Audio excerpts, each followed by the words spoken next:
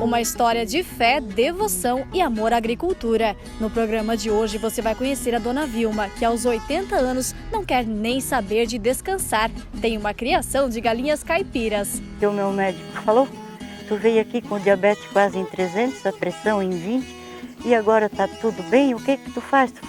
Eu faço o que eu gosto. Garra e determinação também fazem parte dessa história. Olá, seja muito bem-vindo a mais um Vale Agrícola, um programa de agricultor para agricultor. E nesta edição também é destaque. O pé de jabuticaba não quer nem saber de produzir. O que pode estar acontecendo? O respeito à natureza sem deixar de ser agricultor. Conheça a permacultura, que tem 3 princípios básicos: cuidar da terra, das pessoas e do futuro. A gente promove uma melhoria cada vez maior no solo. Então a produção tende a ser cada vez maior. Produtor de Guaramirim consorcia palmeira real e milho e está tendo bons resultados. Que eu tive de aproveitamento de terra, né? Na 7ª reportagem mais vista em 2019, uma fofura, a amizade entre o seu Vili e o ganso Tito. E tem pão borrachinha. Esta receita leva polvilho doce e faz o pão durar até 4 dias bem macio.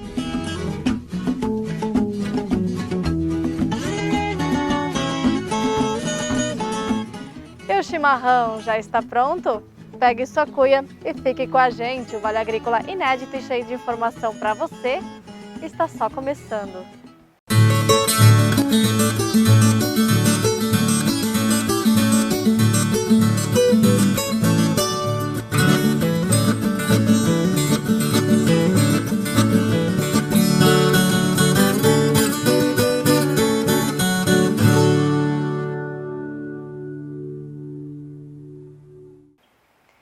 O pé de jabuticaba tem 10 anos e nada de produzir. O que será que pode estar acontecendo? Esta é a dúvida da Andrelina de Oliveira, que vai ser respondida agora.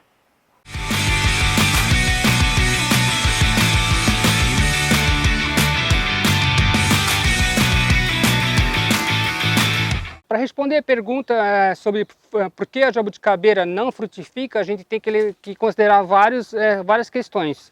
Uma, primeiro, ela não frutifica muitas vezes porque a procedência dela não é das melhores. Não tem, quando comprar, buscar muda de qualidade, ver a formação da planta, se está num bom subsolo, se tem um substrato legal, você tem que olhar na hora que está comprando.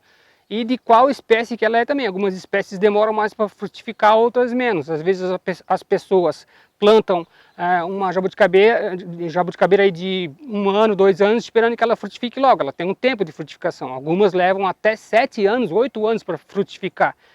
Isso é uma das coisas que tem que levar em consideração. A outra ela está adubada corretamente, ela está pegando sol corretamente, ela está no lugar, o lugar que foi plantado, foi preparado para que ela frutifique, porque muitas vezes a planta não frutifica porque não está sendo dado condições para ela frutificar.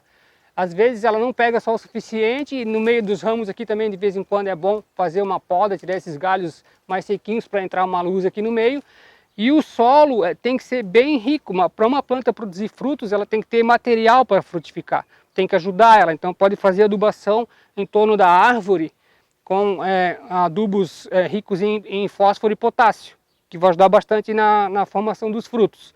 E calcário. O calcário ajuda a liberar esses elementos para que a planta possa absorver e transformar isso em fruto.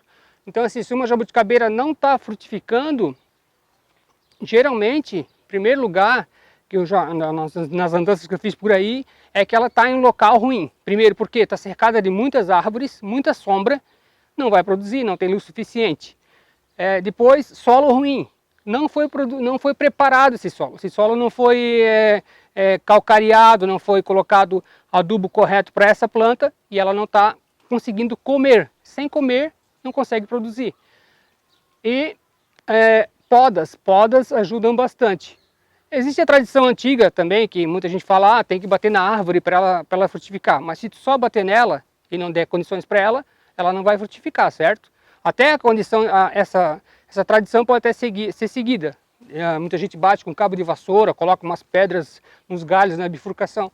Mas o correto é alimentar a planta, colocá-la em local adequado e irrigação também é muito importante, a irrigação. Jabuticabeira gosta de bastante água. E no mais é isso. Outra coisa que é importantíssima para uma frutificação é polinizador. Pode produzir flor, se não tiver polinização, não acontece flor. Então assim, deu a flor, tem que ter abelha. Sem abelha, sem flor, sem fruto. Então é por aí o caminho. Seguindo todas essas pequenas dicas juntas, vai ter uma boa produção com a jabuticabeira. Essa aqui é uma muda muito bonita, ó, o tamanho dela, tronco bem formado, com um bom substrato. Então seria uma planta que eu colocaria facilmente num pomar e teria certeza que ia frutificar bem. Plantios e cuidados que não são feitos apenas com técnica, mas também com ética e preservação do meio ambiente. Hoje nós vamos falar sobre a permacultura, que é a agricultura permanente. Uma propriedade de Ibirama é modelo neste sistema que tem 3 princípios: cuidar da terra, da vida e do futuro. Se a riqueza está na diversidade, este sítio é um verdadeiro tesouro. Localizada no Ribeirão das Pedras, no interior de Ibirama, a propriedade chama atenção pela variedade de plantas.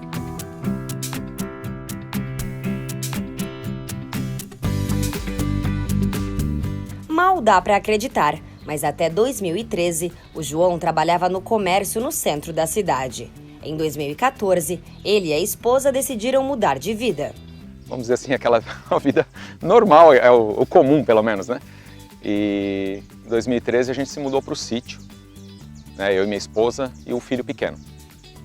Na verdade, esse filho veio para agitar o nosso modo de vida, né? Meio que por acaso, em algumas pesquisas, surgiu a palavra permacultura. Um texto, daí me chamou a atenção, o que é isso?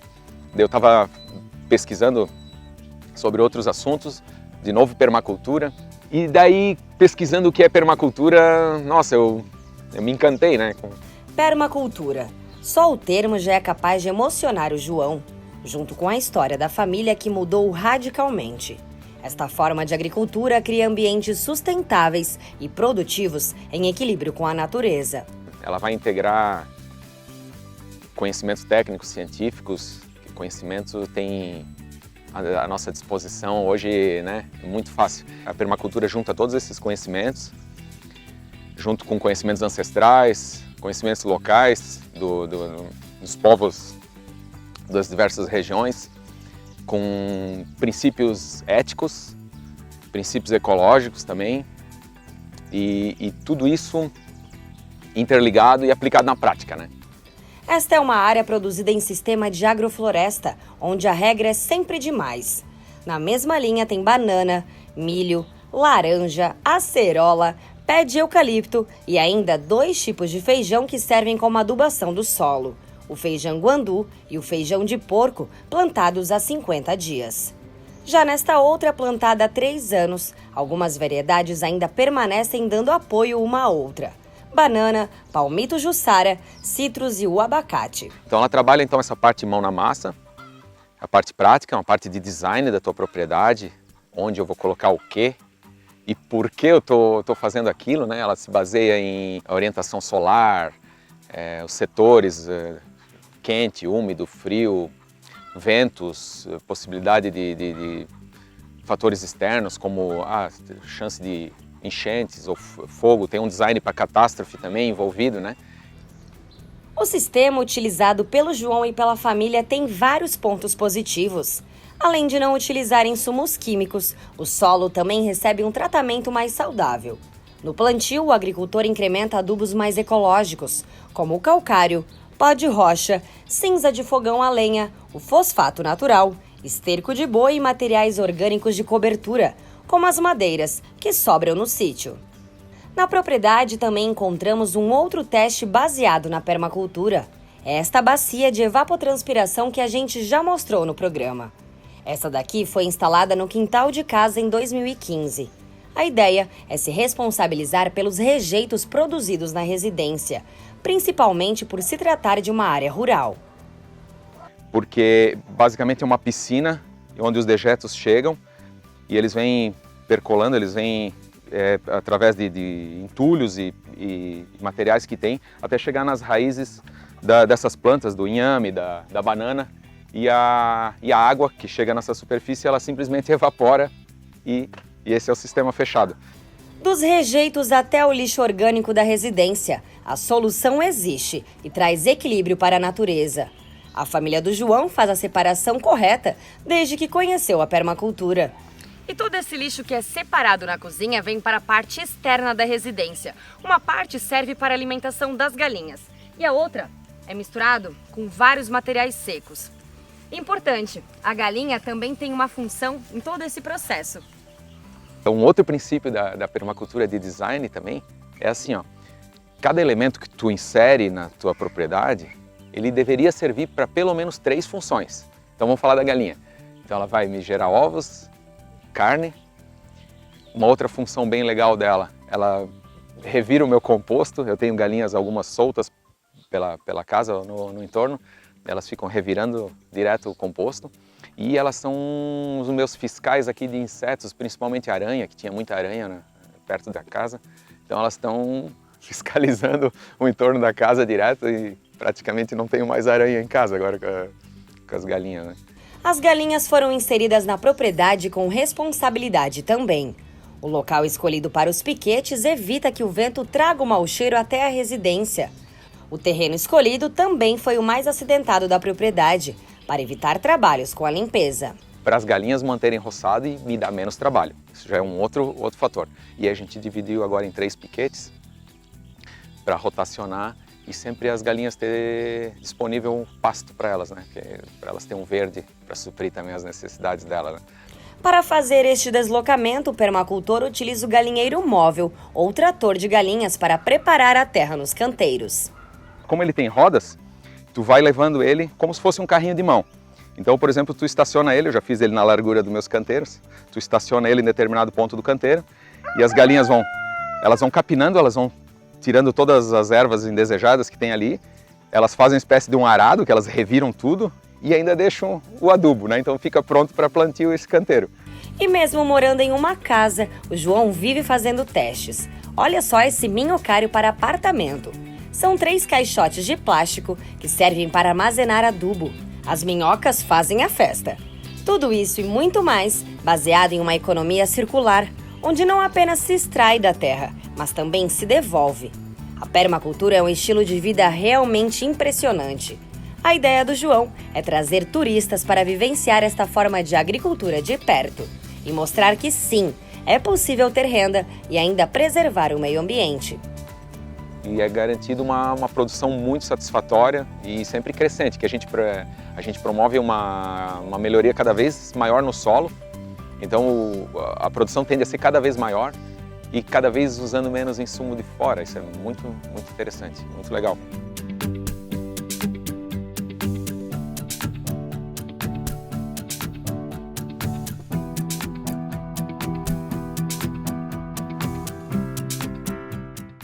Vocês viram que nessa semana a gente ganhou a placa prata do YouTube pelos 100 mil inscritos?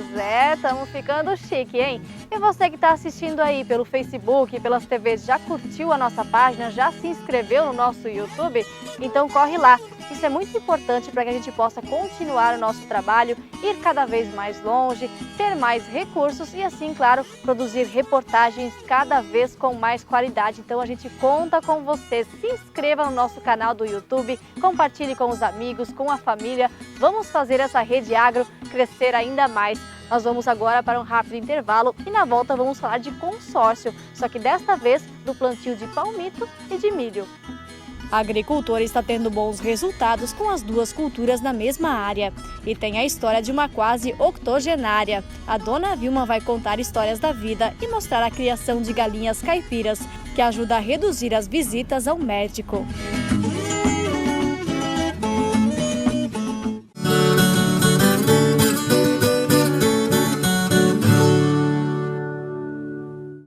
O Dia de Campo Cravil vem com algumas mudanças em 2020. A edição, que ocorre nos dias 29, 30 e 31 de janeiro, no Polo Tecnológico da Cooperativa em Lontras, está sendo pensado e preparado para mais que apresentar novas tecnologias, também oferecer soluções sustentáveis para produtores do Vale do Itajaí e região da Serra Catarinense. Procure uma filial Cravil, faça a sua inscrição e saiba mais. Dia de Campo Cravil, esperamos você!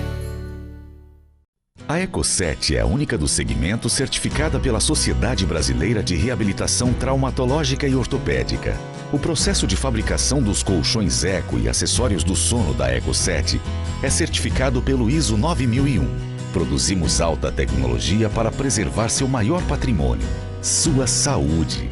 Diga sim à vida, conforto e cuidados com sua saúde e bem-estar. Colchões Eco7, sinônimo de longevidade.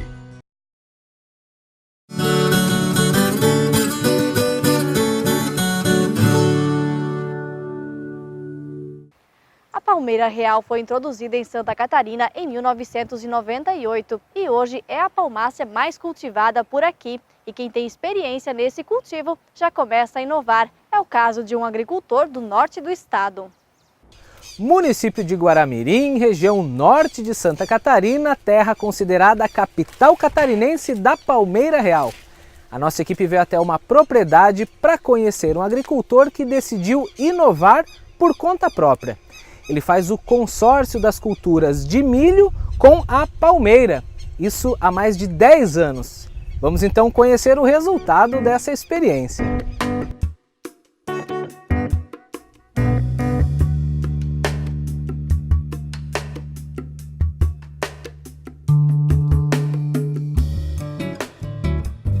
O agricultor José Otti produz palmito há mais de 30 anos. Sua propriedade tem 15 hectares, dos quais 6 são destinados à palmeira real e 4 hectares para pupunha. Um total de mais de 50 mil plantas. Numa área reduzida, iniciou a experiência do consórcio e nunca mais parou, sempre ampliando a técnica para áreas maiores. A vantagem do consórcio, quando a gente tem uma cultura perene, que o agricultor ele demora para obter renda, no caso aqui da palmeira real, ele vai demorar 2 anos e meio para começar a ter o corte e a obter a renda com a venda do palmito, é que o agricultor ele pode ter uma renda alternativa ao longo, do ciclo da cultura. E além disso, ele também tem, no caso da palmeira também, a vantagem do sombreamento, que a palmeira ela gosta do sombreamento nessa fase inicial. Então, ele, além do sombreamento, ele evita o aparecimento de plantas daninhas, que também causa prejuízo para as mudas, e aproveita a adubação da cultura que está sendo plantada para a palmeira. É uma maneira que eu tive de aproveitamento de terra, né? E para não... Se mantém também a palmeira um pouco limpa, né? E depois, quando eu vou colher o milho, sai o milho e deixo a terra, uma proteção da terra para não deixar a terra tão, né? E ajuda também no crescimento da planta, porque a palmeira em si, ela gosta de um sombreamento quando ela é nova, assim, sabe? E está funcionando direitinho. Além da palmeira, eu tiro uma rendinha extra do milho, né? Criar uma galinha, um porquinho, uma coisa assim. É muito bom. Ajuda vamos dizer assim, ajuda no capim ali, vamos dizer, na erva daninha, que não cresce tanto, né? O próprio milho já é erva daninha, mas ela se acaba, depois tu derruba ela e dá aquela cobertura no solo também, né? Até o corte da palmeira, a técnica permite a colheita de 3 safras de milho. A extensionista da Epagre explica os ajustes necessários na hora de preparar o plantio consorciado.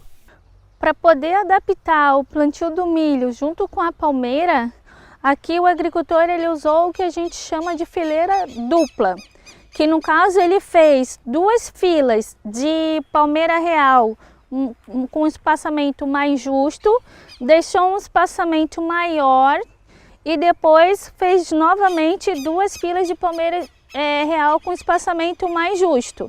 E aí, No início, ele planta uma fila de milho entre todas as fileiras. E depois, conforme a palmeira vai crescendo, ele diminui o plantio do milho e passa a plantar o milho somente na fileira maior. Porque assim ele começa a abrir mais sol para a palmeira, porque ela passa a ter necessidade de mais sol e continua ainda plantando milho. E assim ele consegue fazer até 3 ciclos. Depois, quando a palmeira cresce, que ela fecha, aí acaba o plantio do milho e aí facilita o corte dele. Porque na hora que ele for cortar, ele corta o primeiro corte para esse lado e o outro corte para esse lado. Nunca ele vai entrar entre as palmeiras porque ele não vai conseguir entrar. E aí ele consegue adaptar bem o milho com a palmeira real dessa forma. No caso aqui, ele usou 80 centímetros na fileira dupla e 1,5 entre 2 fileiras duplas. E entre plantas, ele usou 50 centímetros. E é ao final do ciclo, depois da derrubada do milharal, que os benefícios tornam-se ainda maiores. É o solo que passa a ganhar com o consórcio. E quando ele colhe a cultura, no caso aqui é o milho, ele não retira a palhada dessa cultura do local. Ele somente derruba e a própria palha depois se decompõe e vira também um adubo, matéria orgânica para a palmeira e também continua ajudando a evitar a mato-competição. E quando a gente tem uma terra pobre em matéria orgânica, essa palha ao longo dos anos ela vai começar a reestruturar a matéria orgânica do solo. Além de trazer também o benefício de manter a umidade do solo. Quando a gente tem um solo mais arenoso, ele tende a perder a umidade muito rápido, principalmente no período de verão. No preparo das mudas, no plantio cuidadosamente medido, seu José tem sempre a ajuda da esposa Dona Lúcia. Tanto capricho e dedicação possibilitaram fazer da propriedade uma URT da EPAGRE, Unidade de Referência Técnica. A gente sempre procura agricultores que buscam conhecimento, né? No caso aqui do seu José Otti, ele mostrou interesse pelo cultivo da palmeira real e ele uma vez falou para mim, sempre que tiver um curso, uma capacitação de palmeira, por favor me chame que eu vou participar. E isso realmente aconteceu.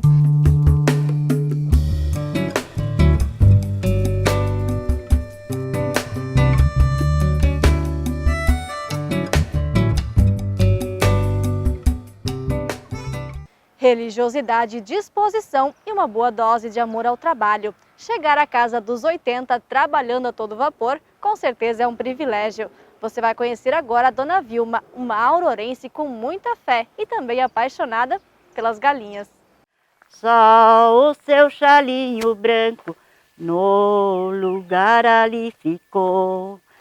José conheceu o chale, pela mata foi entrando. Quando chegou na beira do rio, pro outro lado foi nadando. A composição Dois Amores do Tonico e Tinoco é uma das preferidas da Dona Vilma, moradora do Ribeirão Pacas, em Aurora. Música que embala o trabalho de todos os dias e que ajuda a manter a saúde em dia. Avisei minha família que eu não posso mais voltar. Maria morreu por mim, por ela hei de me findar. Não casemos aqui na terra, lá no céu nós vai morar. O meu médico falou, tu veio aqui com diabetes quase em 300, a pressão em 20, e agora tá tudo bem, o que que tu faz? Eu faço o que eu gosto. Fazer o que se gosta, tá aí um dos grandes segredos para uma aposentadoria feliz. Se bem que por aqui você já percebeu que este não é o termo mais certo. Apesar de ter os filhos criados e netos que ajudam, ela faz questão de acordar cedo todos os dias para cuidar da criação de mais de 100 galinhas. Eu levanto às 5 horas e deixo logo, porque às 5 horas já está clareando, né? Eu abro os galinheiros, porque tem que ser tudo fechado, porque tem muito bicho, né? Tem gambá e bicho que vem pegar as galinhas. Aí eu abro o galinheiro, já vou botando água limpa, vou botando o trato, né?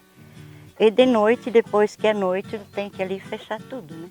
Faz parte deste trabalho também jogar aquele trato fresco, colocar as galinhas no choco e recolher os ovos. As penosas têm serviço de primeira.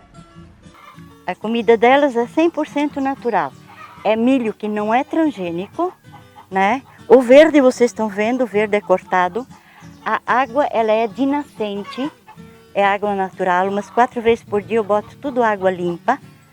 A lida com os animais vem da infância. Dona Vilma contou pra gente que nasceu em Bocaina, na região de Lages, em tempos muito diferentes. Com 9 anos eu já domei um cavalo chucro. Tinha que sair da seringa, né? E ó, só uma selinha assim, bem pequena. Tu tinha que saber, porque se tu não sabia lutar com o cavalo, tu não te virava na vida, era tudo a cavalo. Eu soltava as vacas com os bezerros junto, até 2 da tarde. Daí às 2 da tarde, por aí assim, nesse horário, tu montava no cavalo, porque as vacas são brabas, essas gibuas são brabas. Tinha que montar num cavalo, estralar a soiteira, pegar o cachorro, vinagre e juntar as vacas. Ei, juntava as vacas, tirava o leite só de manhã, para fazer o queijo lagiano. E dá para imaginar que esta senhora de aparência tão tranquila é fera na espingarda? Tinha 2 serrarias perto e o trabalho era tudo braçal. Cortar o pinheiro era com o machado, puxar o pinheiro para a serraria era com o carretão, tinha que ter boi, tinha que saber trabalhar com isso, né?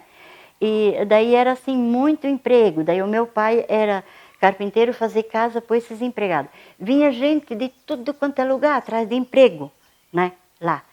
E daí era um lugar de muito assalto. Trocou uma palavra, já morria, não existia essa discussão. Muito assalto, muito roubo, né? Tinha muita gente pobre que se não roubava não tinha para comer, né? E tu mesmo tinha que te defender, não tinha como chamar a polícia. Não existia celular e não existia polícia. Por que tinha que saber lutar com arma? Porque tinha que se defender. E se tu vai dar um tiro, como é que tu faz? É assim ou é assim? É de cima para baixo ou é de baixo para cima? É de baixo para cima, porque daí, assim ó, fácil tu abaixa demais. Para ficar na mira. Dona Vilma é filha de um seminarista e uma enfermeira que se adaptou às necessidades da época e por isso também era professora. Daí em Bocaina não tinha professora, né? Não tinha, ninguém estudava assim. E daí fizeram uma escola, na sala de aula dela ela tinha 60 alunos. A primeira, segunda, terceira e a 4ª classe.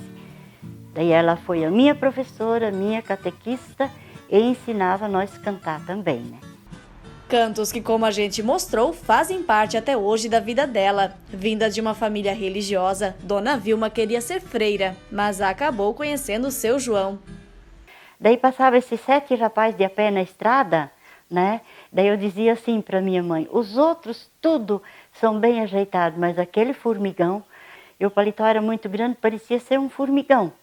Eu dizia assim para a mãe, aquele formigão, credo. E tu vê que bem daquele formigão eu casei com ele. Foram 9 filhos criados na agricultura. Alguns foi o seu João que fez o parto. Sério? Morar num cafundó sem nenhum recurso. Chuva que podia cair do céu. Tu fazia pela vida, né? Me chamastes para caminhar na vida contigo. Apesar de não seguir a carreira de freira, a religiosidade sempre fez parte da vida da agricultora. Depois da morte do marido, decidiu doar parte do terreno para a construção da Igreja Católica. Alma, é difícil agora viver com saudades de ti. Uma das filhas foi a primeira catequista. O filho padre celebrou o primeiro casamento. É assim, os filhos da gente, pra gente, são tudo igual. Às vezes eles vêm dizer assim para mim, nossa, mas deve ser uma coisa bonita ter um filho padre. Não, é tudo igual. Os outros filhos é a mesma coisa. Família que não para de aumentar. Dos 9 filhos já são 27 netos e 17 bisnetos, que enchem a casa nos fins de semana. É para eles que vai a produção de ovos das galinhas, que Dona Vilma cuida com tanto carinho. Eu quero dar um presente para alguém, eu dou uma chácara com pintinho, quem pode criar, né? Assim, eu não tenho isso para ganhar dinheiro. é para cuidar da minha saúde. E assim vão os dias, entre as galinhas, a família e as missas na igreja. Certeza de que ela não seguiu a carreira religiosa, mas não poderia estar em lugar melhor. Te amarei, Senhor, te amarei, Senhor. Eu só encontro a paz e a alegria bem perto de ti. Te amarei, Senhor, te amarei, Senhor. Eu só encontro a paz e a alegria bem perto de ti.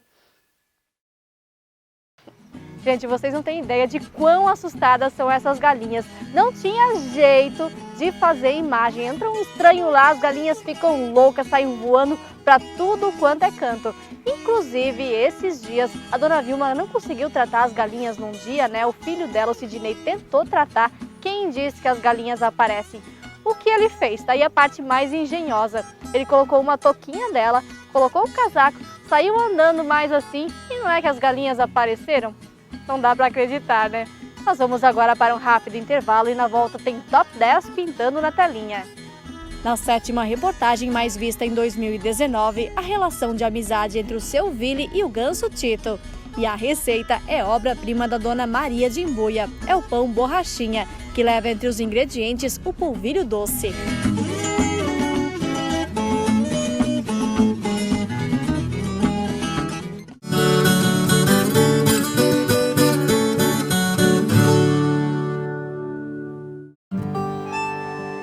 A vida no campo não é como a vida na cidade. O barulho do despertador é diferente, o cheiro do café, a música. A gente gosta de fazer as coisas de outro jeito, do nosso jeito. Quando precisamos de algo, basta procurar os amigos do Sicoob, que sempre nos deram todo o apoio. Sicoob, o parceiro do produtor rural catarinense. Muito antes do agronegócio ter esse nome bonito. Em 1984, surgiu uma empresa preocupada em fornecer aos agricultores sementes de cebola de qualidade. Há 4 décadas, a Lotário vem investindo em tecnologia, que traz mais sanidade e desenvolvimento para quem sabe que qualidade é fundamental. Sementes Lotário, o nome de força em sementes de cebola.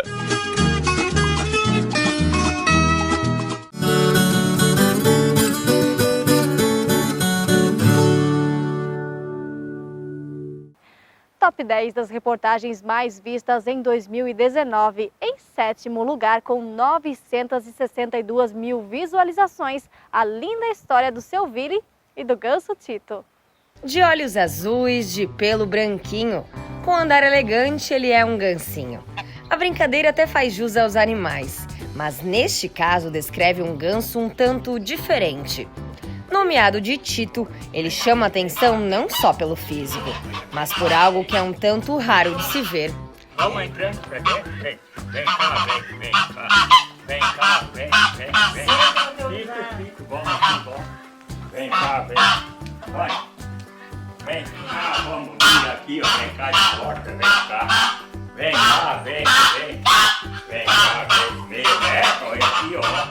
O bichano, morador da localidade de Rio Azul, a 10 quilômetros do centro de Rio do Campo, acompanha a passos curtos e rápidos o dono, Seu Vili, de 73 anos, em todas as atividades durante o dia. Observa a arrumação dos canteiros, no recolhimento dos ovos logo cedo e também na roça. Aonde eu ando por aí, ele vai por tudo.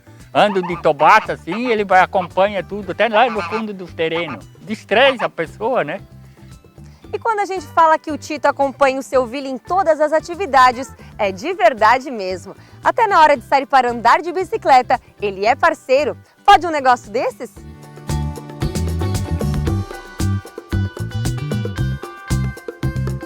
Há alguns anos o Tito conseguia acompanhar voando, mas a idade e os quilos a mais dificultaram a missão. Essa história de amizade iniciou há pouco mais de 5 anos com uma curiosidade que nem o Seu Vili nem a nora, que era dona do ganso, esperavam. Nós tínhamos um vizinho que ele tinha um ganso. E daí ele sempre andava atrás dele na roça. E a mãe tinha filhote, eu pensei, eu vou pegar um e vou criar para mim mesmo, para ele andar atrás de mim. Aí ele era bem pequenininho, tinha uma caixinha dentro de casa, eu botava ele debaixo da mesa, ele fazia as porquices dele, mas eu limpava, sabe? E ele foi crescendo e ele foi me abandonando, sabe? Dizem que os animais sempre escolhem alguém para ser seu líder, não é? Por aqui o escolhido foi o seu Vili. Eu acho que é por causa da cor do cabelo. Que é parecido com a pena dele, sabe? Ele foi assim, carinhoso com ele, mas é só com ele também. É só com ele? É só com ele.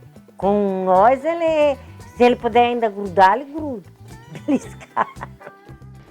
Além da amizade, o ganso ainda protege o dono.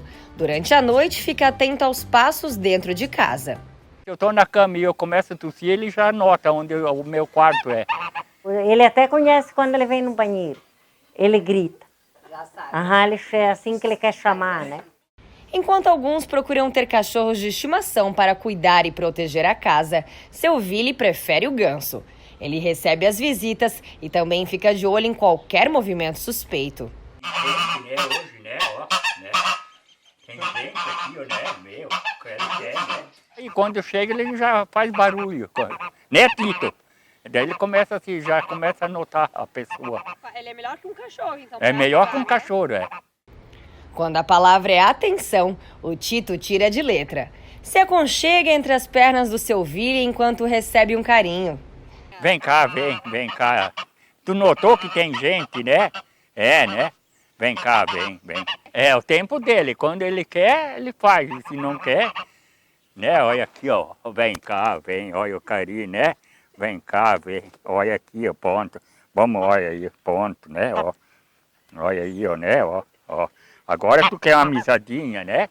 Uma amizade bonita, que os animais eles sempre escolhem uma pessoa para que eles têm mais afinidade ou que eles se identificam para seguir, né? Como em toda relação, também há altos e baixos e os mais variados humores. O Tito também é assim, até ciúme sente do dono. Quer ver se tá limpando o peixe. Ele toca todos os gatos embora daqui. Tem dia que ele é bonzinho, mas tem dia que não. Ele é meio brabinho. Fica ali nas beiras do quintal falando, gritando, e daí ele quer que fala com ele. Ai, se falar no dia em que o Tito faltar. Não só o seu Vili, como toda a família. Daí é que nem morou uma pessoa, né? É que o que a gente tem amor é que tudo que nem um filho, né? O senhor vai ficar triste? Eu acho que sim, né? Meio triste, né? Porque é um amigo, né? Parece um da casa, né? Faz parte da família, então. Faz parte da família, né?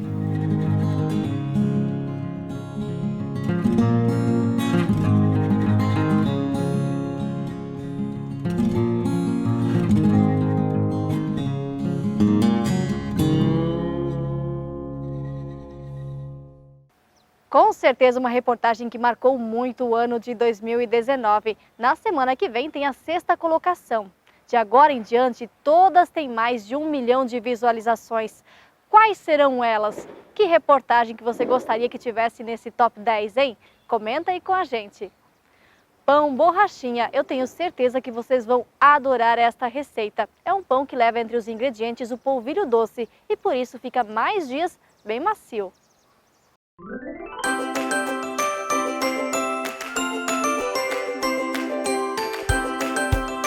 Para fazer esse pão molinho, precisa usar 1 xícara de polvilho doce, a fécula, um pouquinho de água para desmanchar ela, para não ficar um grude. Se não dá um grude, não funciona. Depois que desmanchar a fécula na água, adicione meia colher de sopa de sal, 1 xícara de açúcar e meia xícara de óleo de soja ou banha de porco. Agora, a água fervendo. A Tainá vai fazer para mim, ela me ajuda um pouco. A Tainá vai despejando aqui, até dar um grude. Depois eu mostro para vocês, despeja meio dele. Pode despejando mais. Assim, mais um pouquinho. E vai formando uma goma. Isso que deixa o pão borrachinha, que nem a família chama, pão borrachinha.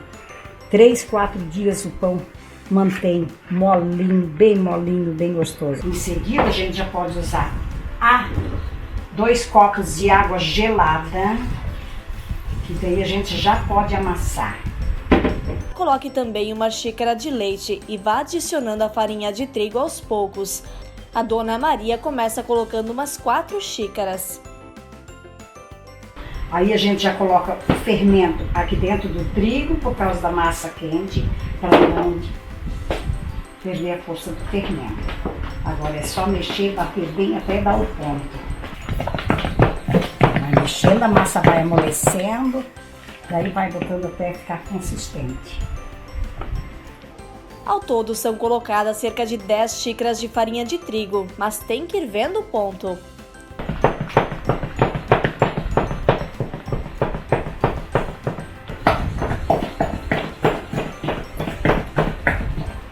Mais 1,5, 2.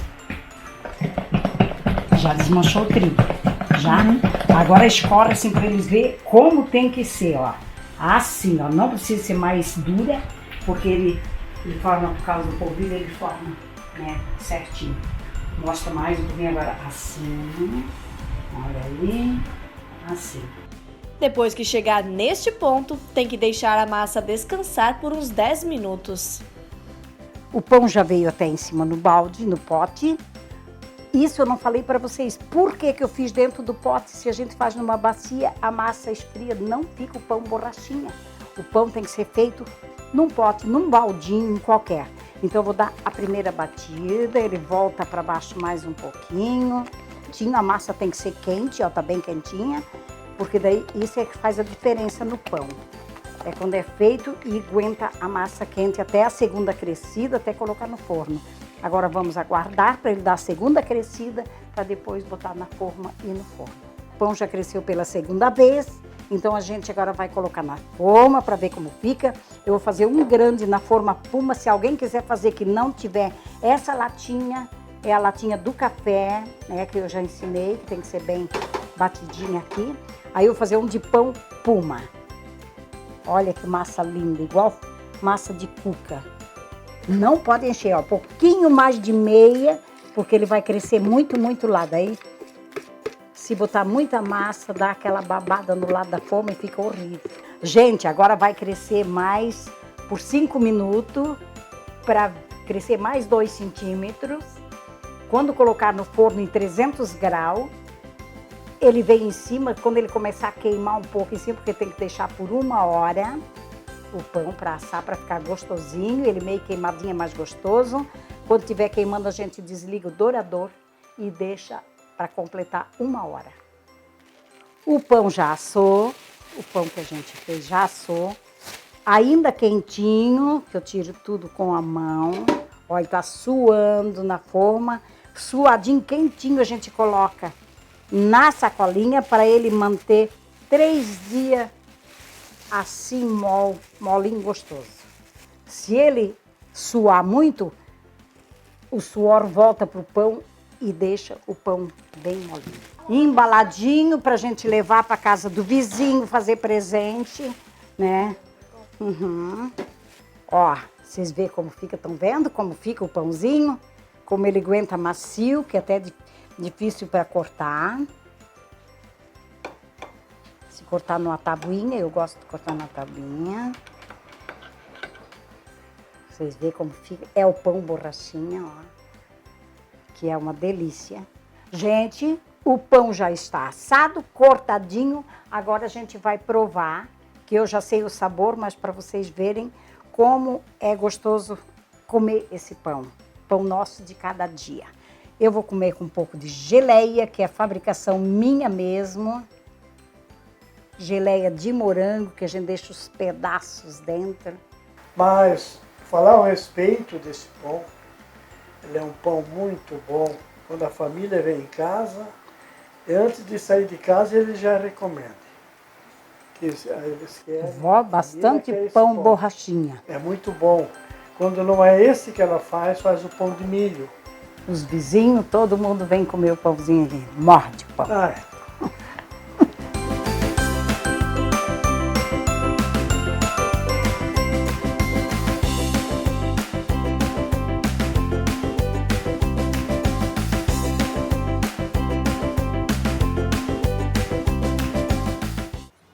É a pior coisa que pode acontecer com o pão é você só conseguir comer ele no primeiro dia. Segundo dia dá para bater em alguém de tão duro que fica, daí não dá certo, né?